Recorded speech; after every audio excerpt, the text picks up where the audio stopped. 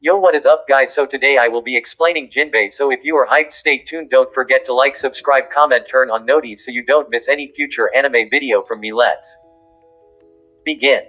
Jinbe is a whale shark fish man and a powerful master of fishman karate.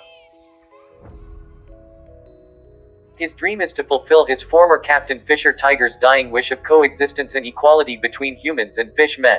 Last known bounty, 400 million haki power. Musoshoku Haka. Date of birth, April 2nd. First anime appearance, a warlord in prison.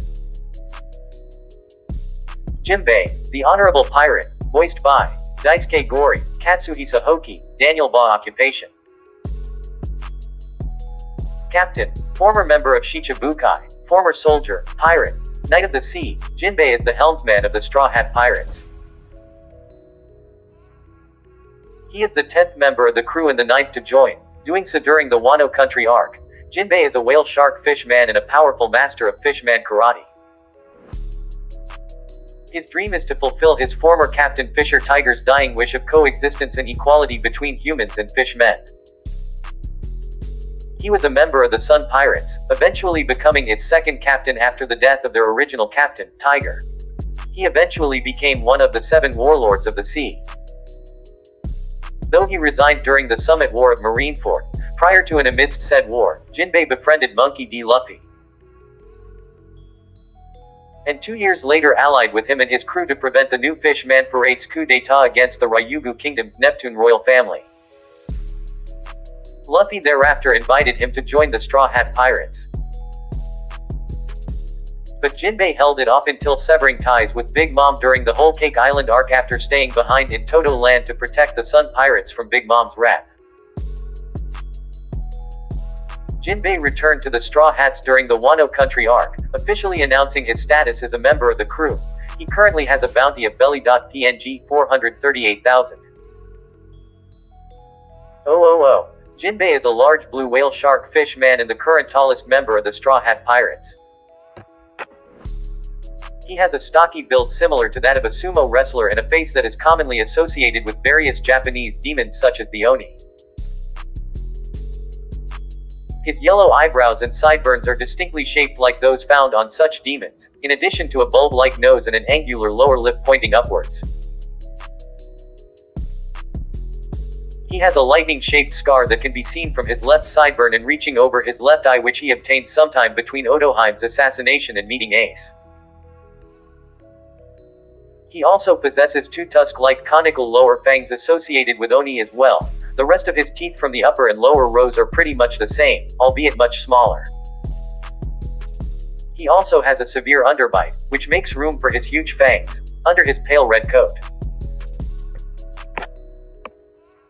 He appears to be wearing a coral-colored traditional Japanese clothing covered all over with black and white square-shaped patterns with the black and white layers alternating each other beginning with the black outline from the edge and ending with a dark square at the middle of each and every one of them.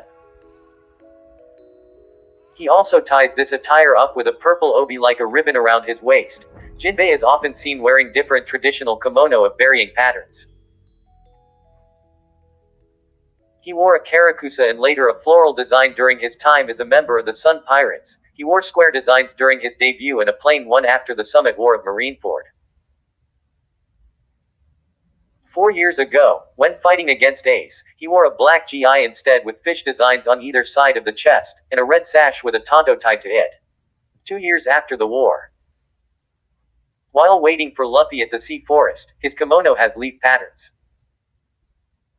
During Caribou's cover story, he is seen in another one patterned with flowers.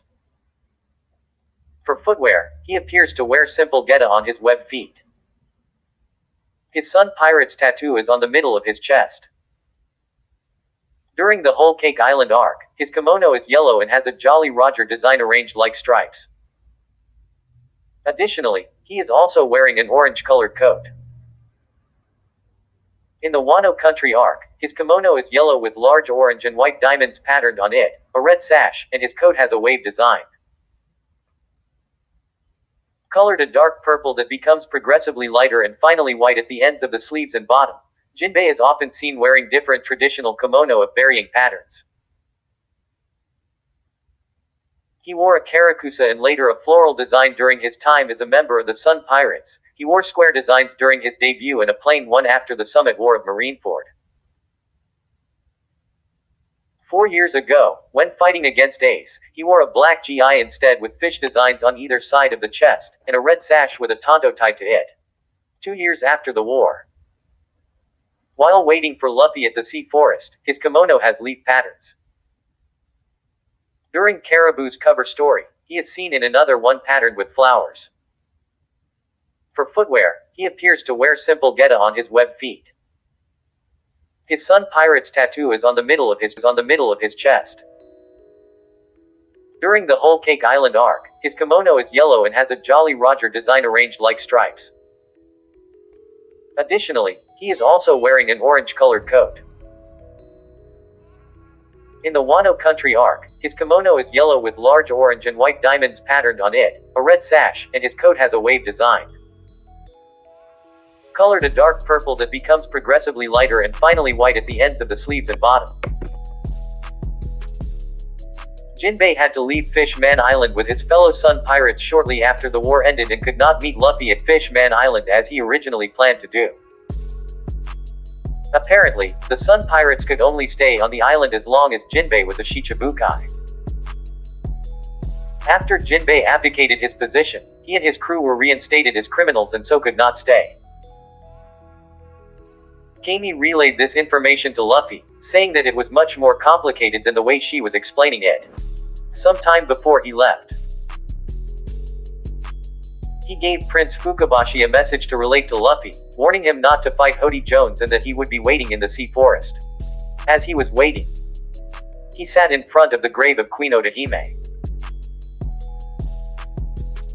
Jinbe commented that even after her death, no one has forgotten her ideals. Later, Luffy, Shirahoshi, Megalo, Chopper, Hatchet, and Sanji arrived at the sea forest.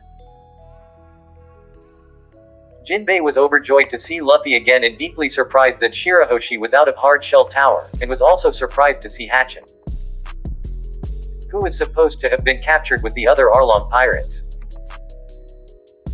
Jinbe then asked Luffy to explain why he brought Shirahoshi out of her tower. After Luffy reassured Jinbe about Shirahoshi's safety by intercepting an axe, Jinbe commented on how carefree Luffy was. While Shirahoshi was paying her respects to her deceased mother in front of her grave, Luffy inquired about the grave.